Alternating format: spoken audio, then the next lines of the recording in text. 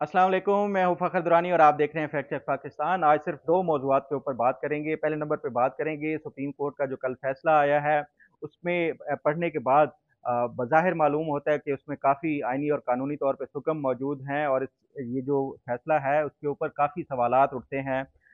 इसी फ़ैसले के पढ़ते हुए मेरे ज़हन में भी कोई 5-6 सवालात ऐसे 6 सवाल ऐसे आए हैं, जो मैं समझता हूँ कि जस्टिस मंसूर अली शाह से ये पूछे जाने चाहिए। ये जो फ़ैसला उन्होंने लिखा है और जो फैसला दिया गया 8 रुकनी मेजॉरिटी जो जजेस थे उनकी तरफ से, तो इस हवाले से इसके ऊपर बात करेंगे कि इसमें झोल क्या है कानूनी तौर पे और आइनी तौर पे, और मेरे सवालात जो जस्टिस मंसूर अली शाह से हैं वो क्या हैं। इस पे तफसील से बात करेंगे और दूसरे नंबर पे हम बात करेंगे ये जो कल फैसला आया सुप्रीम कोर्ट का, उसके बाद मैंने कल भी रिपोर्ट किया था कि इसके बाद लोटाक्रेसी और फॉरवर्ड ब्लॉक बनने की जो राहें हैं वो हमवार हो जाएंगी। तो इस हवाले से मेरी इत्तलात हैं और आपको खबर देता चलूँ कि इस हवाले से बाकायदा काम शुरू हो चुका है और एक पीटीआई के रहनुमा से राब्ता किया जा चुका है। इस पे भी तफ़सील से बात करेंगे कि इस पे क्या काम हो रहा है मज़ीद। सबसे पहले हम बात कर लेते हैं सुप्रीम कोर्ट का जो ये फ़ैसला है, इस हवाले से इस फ़ैसले को पढ़ने के बाद काफ़ी सारे लोग हैं, ख़ास तौर पे जो पीटीआई है वो तो इसको ऑब्वियसली उसने इसको सेलिब्रेट ही करना था और इसको तारीख़ का जो है वो सबसे बेहतरीन फ़ैसला करार दे रहे हैं कि ये आइन पसंद जजेस हैं जिन्होंने ये फैसला दिया है, जबकि दूसरी तरफ जो है वो हुकूमती इत्तेहाद है, उसने क्वेश्चन रेज किए हैं और इस हवाले से कल वजीर जो कानून है उन्होंने एक प्रेस कॉन्फ्रेंस भी की है। इस पे जो है वो काफ़ी बहस व मुबाहिसा तो जारी है, लेकिन ये बज़ाहिर अगर फैसला पढ़ा जाए तो उसमें कुछ ऐसी बुनियादी तौर पे जो है वो सुकम मौजूद हैं इस फैसले में, जो कि मैं समझता हूँ कि इसको रिव्यू जब होगा तो उसमें ये जितने बुनियादी तौर पे आइनी और कानूनी हुक्म हैं, जो हुकूमती इत्तेहाद अगर इसको चैलेंज करता है और उसके साथ साथ जो इलेक्शन कमीशन इसको रिव्यू के लिए वो चैलेंज करता है, तो उसमें ये सामने जब आएंगे तो काफ़ी सवालात जो है वो खड़े होंगे इस फैसले के हवाले से। बहरहाल मेरे अपने जो फैसला पढ़ने के बाद मैं समझता हूँ कि 6 ऐसे सवाल हैं जो जस्टिस मंसूर अली शाह साहब को जो है वो एड्रेस करने चाहिए। इसमें कोई शक नहीं कि जस्टिस मंसूर अली शाह का जो ओवरऑल जो एक जुडिशल कैरियर है बतौर जज के, हाई कोर्ट के या उसके साथ साथ सुप्रीम कोर्ट के, वो हमेशा एक आइन पसंद और कानून और आइन की हुक्मरानी पे अमल करने वाले जज के तौर पे उनका कंडक्ट रहा है और इस हवाले से हमेशा उनकी जो जजमेंट्स हैं वो भी पढ़ने के काबिल होती हैं। लेकिन ये जो कल फैसला आया है उस पे बहरहाल सवालात उठते हैं, जो कि मैं समझता हूँ कि जस्टिस मंसूर अली शाह को चाहे वो डिटेल्ड अपनी जो जजमेंट हो उसमें, या फिर ये अगर इलेक्शन कमीशन की तरफ से या रिव्यू पेश किया जाता है जो हुकूमती इत्तेहाद है, उसमें भी इनको जो है वो एड्रेस करने चाहिए इन सवालात को। और इन सवालात का बुनियादी ये सवालात हैं जिनको इनका जवाब देना चाहिए। जो पहला सवाल मैं समझता हूँ कि इस जजमेंट के पढ़ने के बाद मेरे ज़हन में आता है वो ये है कि आपके इल्म में है कि ये जो मखसूस नशिस्तें दी गई थी बाकी जमातों को पीटीआई के अलावा, वो फरवरी या मार्च में दी गई थी। फरवरी और मार्च के बाद काफ़ी ऐसी डेवलपमेंट्स हुई, ख़ास तौर पे जो सेनेट के इलेक्शंस हुए, उसमें इन मखसूस नशिस्तों की बुनियाद उनको भी काउंट किया गया था। इसी तरह जो सदारती इंतखाबात हुए थे, उसमें भी ये मखसूस नशिस्तें जो है वो जो प्रेसिडेंशियल इलेक्टोरल जो कॉलेज कंप्लीट होता है, उसमें तमाम ये नशिस्तें वो भी काउंट होती हैं। तो ये सदारती इंतखाबात भी हुए, सेनेट इलेक्शन भी हुए। अब इस फैसले में जो है जस्टिस मंसूर अली शाह ने ये डिक्लेयर किया है कि ये जो मखसूस नशिस्तें पीटीआई का हिस्सा बनती थी लेकिन दूसरी जमातों को दी गई, ये मई ऑनवर्ड जो है इनको डी सीट तस्वुर किया जाएगा, या ये मेंबर कौमी असम्बली मई से आगे नहीं होंगे। यानी फरवरी, मार्च, अप्रैल में वो कौमी असम्बली का हिस्सा रहे और मई में जाके वो जो है वो इस फैसले के तहत वो कौमी असम्बली का हिस्सा नहीं रहेंगे। अगर ये सुप्रीम कोर्ट के फैसले के तहत ये गैर आइनी इकदाम था जो इलेक्शन कमीशन की तरफ से किया गया था, तो ये गैर आइनी इकदाम पहले दिन से होना चाहिए था, ना कि ये कि आप 3 महीने जो मर्जी करते रहें और उसके बाद जाके जो है वो आपको हम गैर आइनी करार देंगे। उस दरमियान चाहे जितने बड़े बड़े काम हो जाएं, चाहे वो सदर मुल्क का मुंतखब हो जाए, वो सेनेट के जो अरकान मुंतखब हो जाएं, तो क्या ये जस्टिस मंसूर अली शाह ने जो है ये सदारती इंतखाबात को प्रोटेक्शन क्यों दी है आखिर? जब एक गैर आइनी काम था तो वो पहले दिन से ही गैर आइनी होना चाहिए था। ऐसा नहीं हो सकता कि आप 2-3 महीने जो काम करते रहें, मर्डर कर दें, जो कुछ कर दें, लेकिन आप जो है वो हम आपको 4 महीने बाद, 3 महीने बाद गैर आइनी तस्वुर करेंगे। तो ये जस्टिस मंसूर अली शाह ने जो सदारती जो इलेक्शंस है उसको प्रोटेक्शन देने के लिए, या ये जो 8 रुकनी जजेस हैं उसको प्रोटेक्शन क्यों दी गई है? अगर वो गैर आइनी थे तो उनको पहले दिन से ही गैर आइनी डिक्लेयर कर देना चाहिए था, तो फिर उससे फिर सदारती इलेक्शंस भी दोबारा से होंगे। तो ये क्या सदर आसिफ अली जरदारी को प्रोटेक्शन दी गई है, या ये सदर, ये एक सवाल जो है इसका जवाब इन जो जस्टिस मंसूर अली शाह को और जो 7 रुकनी मजीद जो 7 अरकान हैं जजेस के, उनको लाजमी देना चाहिए। जो दूसरा सवाल जो जस्टिस मंसूर अली शाह से इसी फैसले के तनाजुर में है, वो ये है कि 187 के तहत जो ये कंप्लीट जस्टिस के हवाले से बात की जा रही है कि हमने कंप्लीट जस्टिस के उसके लिए वो किया है 187 आइन के आर्टिकल 187 के तहत। लेकिन बात अगर कंप्लीट जस्टिस की आती है तो फिर कंप्लीट जस्टिस सिर्फ एक पार्टी के लिए नहीं होता, कंप्लीट जस्टिस सबके लिए होता है। अब इस सवाल का मकसद ये है कि एक तरफ ये पीटीआई को रिलीफ दे रहे हैं इस 187 के तहत, 187(1) के तहत, कि इनको कंप्लीट जस्टिस दिया गया है, पूरा सिनारियो देखा गया, जिस तरह पीटीआई को इलेक्टोरल सिंबल से वो किया गया था, बाकी जो चीज़ें थी, अच्छी बात है, वो होना चाहिए। लेकिन कंप्लीट जस्टिस में फिर जिनसे सीटें ली गई हैं, उनको भी कंप्लीट जस्टिस देना चाहिए था। क्या जस्टिस मंसूर अली शाह या ये जो सुप्रीम कोर्ट है इसने बाकी ये जो जिनको डी सीट किया गया है, जो कि फरवरी या मार्च में मुंतखब हुए थे और मई में ख़त्म कर दिया गया उनको, क्या उनकी उसमें तनाजुर में भी ये कंप्लीट जस्टिस होगा या नहीं होगा? तो ये सेलेक्टिव कंप्लीट जस्टिस नहीं किया जा सकता। आइन जो है किसी एक के लिए नहीं होता, आइन सबके लिए बराबर होता है। फिर कंप्लीट जस्टिस दूसरों दूसरों को भी देना चाहिए था और उनको सुनना चाहिए था। तो ये सवाल भी जस्टिस मंसूर अली शाह को इसका जो है वो एड्रेस करना चाहिए। तीसरा जो मेरा सवाल है कि ये जो बुनियादी तौर पे केस था, आपके इल्म में है कि ये पेशावर हाई कोर्ट का फैसला था, अपील में यहाँ पे जो है वो सुप्रीम कोर्ट में आया, पीटीआई जो सुन्नी इत्तेहाद कौंसिल थी वो लेके आई। तो ये बुनियादी तौर पे जो आइन का आर्टिकल 185 है कि सुप्रीम कोर्ट की जो एपलेट जो जुरिस्डिक्शन है उसके तनाजुर में था, लेकिन सुप्रीम कोर्ट ने इसमें 187 का कंप्लीट जस्टिस वाला भी और 184(3) वाला भी वो सारा वो शामिल कर दिया। तो ये ठीक है कि इसमें सुप्रीम कोर्ट की अपनी वो होती है, सवाबदीद होती है कि वो आइन के किसी आर्टिकल को भी के तनाजुर में जो है वो फैसला दे सकती है।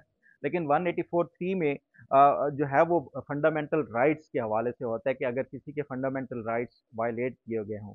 अब फंडामेंटल राइट्स तो उसमें जो है वो इक्वल डिस्पेंसेशन ऑफ जस्टिस भी होता है कि आपने किसी भी शहरी को सुने बगैर जो है वो आप उसका जो है उसके खिलाफ फैसला नहीं दे सकते। अब दूसरी तरफ जिन जिन अरकान को इन्होंने डिसीट किया है उसको तो इन्होंने वो सुना ही नहीं है।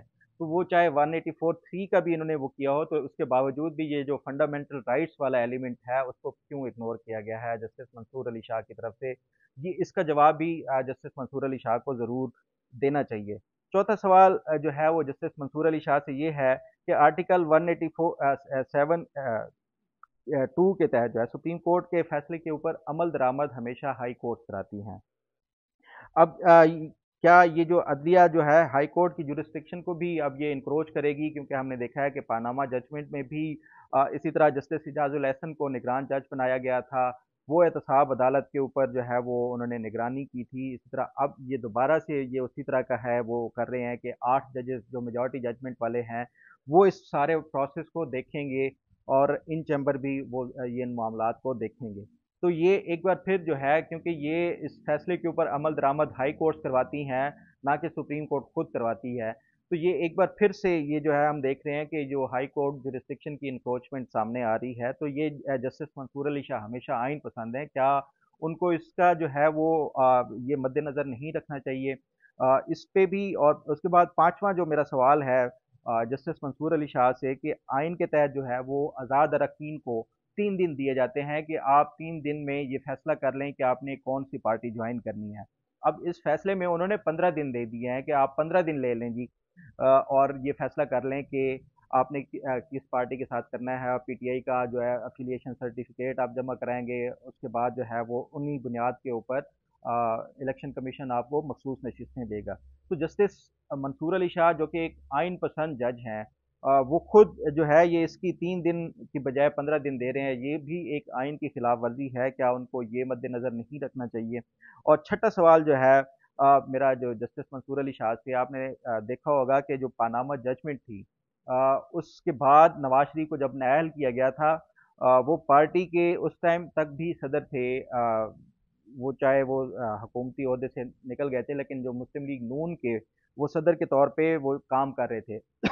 हमने देखा कि सेनेट के इलेक्शंस हुए थे, उसमें जो नवाज शरीफ के दस्तखत के साथ जो पार्टी टिकट अलॉट किए गए थे, सेनेट के अरकान थे, जो सेनेट के जो है वो उम्मीदवारान थे, जो उस टाइम चीफ जस्टिस थे जस्टिस साकिब निसार, उनकी सरबराही में एक 3 रुकनी बेंच ने 2017 में फैसला दिया कि कोई कन्विक्टेड जो शख्स है वो पार्टी ओहदा रखने के भी अहल नहीं होता। उस बुनियाद के ऊपर उनसे सेनेट की जो है वो टिकट्स, उनके जो उम्मीदवारान थे वो नल एंड वॉइड करार दिए गए, और जितने भी नून लीग के सेनेटर्स मुंतखब हुए थे उनको आज़ाद डिक्लेयर कर दिया गया। यानी एक तरफ सुप्रीम कोर्ट ये फैसला देती है कि जो नायल शख्स पार्टी का सदर नहीं रह सकता, और अगर वो कोई पार्टी टिकट अलॉट करता है तो वो नल एंड वॉइड करार दिए जाएंगे। दूसरी तरफ एक ऐसा जो है वो पार्टी जिसके अरकान आज़ाद हैं, जिन्होंने कोई पार्टी टिकट्स भी नहीं दिया हुआ, उनको ये कह रहा सुप्रीम कोर्ट ये फैसला देते हुए कह रही है कि नहीं, आप तो एक पॉलिटिकल पार्टी के अरकान हैं, चाहे आपके पास पार्टी टिकट है या नहीं है, चाहे आपका जो पार्टी का सरबराह है वो नायल हो चुका है, लेकिन उसके बावजूद भी आप उस पार्टी के जो है वो लीडर अरकान हैं, और इसी बुनियाद के ऊपर आपको जो है ये मखसूस नशिस्तें भी दी जाती हैं। तो ये एक इटसेल्फ जो है कॉन्ट्रडिक्शन है कि सुप्रीम कोर्ट 2017 में एक फैसला दे रही है, उससे बिल्कुल टोटली कंट्रास्टिंग और डिफरेंट जो है 2024 में एक मुख्तलिफ फैसला दे रही है। तो ये सुप्रीम कोर्ट जो है वो मामा जी की अदालत हो गई। मामा जी की अदालत वाला आपने पता नहीं किस्सा सुना है या नहीं सुना, कि ये मामा जी को शौक था, एक बड़ा मशहूर किस्सा है ये, कि मामा जी को जो है वो अदालत लगाने का और इंसाफ देने का बड़ा शौक था। तो वो रोज़ाना जो है वो सफ़र करते थे तांगे के ऊपर, अपने गांव से शहर की तरफ जाते थे, रास्ते में कोई भी साइल हो, कोई भी झगड़ा हो रहा, कोई भी जो है इस तरह का लोगों का इकट्ठ हो, तो वो खड़े होके उसमें फैसला करते थे और अपना जो है वो फैसला सुना देते थे अदालत लगा के। एक रास्ते में इसी तरह एक बुढ़िया थी जो कि वो भट्टी लगाई हुई थी उसने, ये एक मकई के भुट्टों वाली। तो बुढ़िया के खिलाफ एक जो ज़मीन पे जिस ज़मीन पे लगाया हुआ था, बुढ़िया के खिलाफ वो शिकायत लेके आया कि ये मेरी ज़मीन के ऊपर इसने भट्टी लगाई हुई है और मुझसे पूछा भी नहीं, और मेरी ज़मीन पे कब्जा किया हुआ है। तो मामा जी ने फैसला दिया कि ये भट्टी हटा दी जाए। वो भट्टी हटा दी गई। दूसरे दिन फिर मामा जी गुजरे तो वो बुढ़िया जो थी वो रोते हुए मामा जी के सामने आ गई कि देखें, आपने ये फैसला दे दिया है, मेरा तो जरिया माश ही यही था, और आपने ये फैसला दे के मेरा वो खत्म कर दिया है। तो मामा जी ने कहा फौरन इसकी भट्टी लगा दी जाए। अब ये 3-4 दिन इसी तरह चलता रहा। एक दिन भट्टी हटा दी जाती थी मामा जी के फैसले से, दूसरे दिन भट्टी लगा दी जाती थी मामा जी के फैसले से। तो ये इसी तरह चलता रहा 4-5 दिन। फिर किसी ने पूछा तो उसने कहा मामा जी की अदालत यही ऐसे ही चलेगी, एक दिन भट्टी लगाई जाएगी, एक दिन भट्टी हटाई जाएगी। तो ये हमारी जो सुप्रीम कोर्ट है ये भी वही कर रही है, भट्टियां लगाई जाओ, भट्टियां हटाई जाओ, भट्टियां लगाई जाओ, भट्टियां हटाई जाओ। तो ये सुप्रीम कोर्ट आइन कानून किसी चीज को जो है वो मोम की नाक की तरह मोड़ के अपने तरफ जिस तरफ मर्जी चाहती है इनकी ये मोड़ देते हैं। कोई ऐसा नहीं होता कि पता नहीं ये किसी आइन और कानून के दायरे में ये कोई वो करें। हमेशा हमने देखा है कि नजरिया ज़रूरत के तहत ही ये फैसले किए जा रहे हैं। बड़ा अनफॉर्चुनेट है।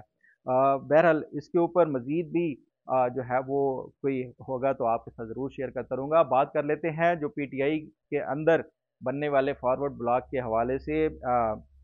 आपको याद होगा मैंने कल अपने वीलॉग में ये डिस्कस किया था कि ये जो सुप्रीम कोर्ट का फैसला है ये इससे फॉरवर्ड ब्लॉक बनाने की जो राहें हैं वो हमवार हो जाएंगी। और इसी तनाजुर में जो है वो मेरी कल मैंने ये किया, तो उसके बाद फिर मैंने कुछ अपने जो सोर्सेज थे उनसे रब्ता भी किया कि क्या कोई इस हवाले से वाकई कोई पेशरफ भी हो रही है या नहीं हो रही। तो मेरे जो ज़राए हैं वो ये कहते हैं कि पीटीआई के एक बड़े अहम रहनुमा और सरकर्दा रहनुमा, उनको जो है ये इस्टेब्लिशमेंट की तरफ से अप्रोच किया गया और उनको कहा गया कि एक्टिवेट हो जाए, और जो पीटीआई के अंदर मुनहरिफ लोग हैं या जो पार्टी जो लीडरशिप है उससे इस टाइम खाइफ हैं, जिनकी कुछ नाराज़गियां हैं, उन सबको इकट्ठा करो। और फॉरवर्ड ब्लॉक बनाने के हवाले से बाकायदा तौर पे लोगों से राब्ते जारी हो चुके हैं, लोगों से कांटेक्ट किए जा रहे हैं, और इस हवाले से आने वाले दिनों में एक बड़ी अहम पेशरफ्त सामने आ सकती है और पीटीआई के अंदर से लोग जो है वो खड़े हो जाएंगे।